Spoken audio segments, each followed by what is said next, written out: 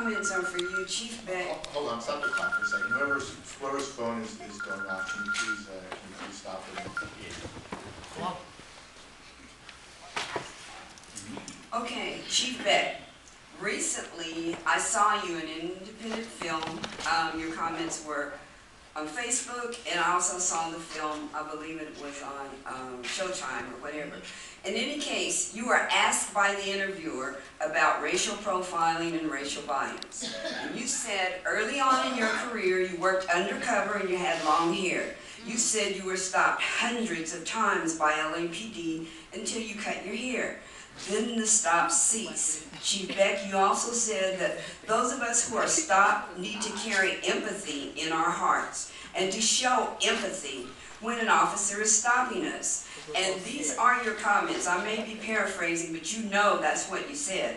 Chief Beck, I could not believe that you equated long hair with ethnicity. We cannot cut our skin off when we get tired of the 100 stops. We cannot look the way you and LAPD prefer so that you won't stop us or that so our stops won't be deadly. It makes no sense for you to have said, have empathy. How do we show empathy? Did Ezell Ford fail to have empathy? Did Riddell Jones fail to have empathy? Did Brother Africa fail to have empathy?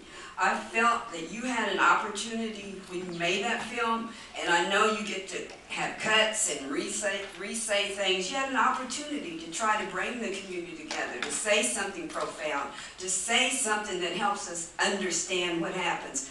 But you chose, again, to not really have the kind of depth of understanding of what's going on. And if you at the top have that attitude, what can we expect from the day-to-day officers? And again, as I've said in this commission over and over again, the policies, we talk about all of these issues, they do not get to the street because if the top doesn't demand it, it doesn't get there. And I'm really sad that that was what you did on that film.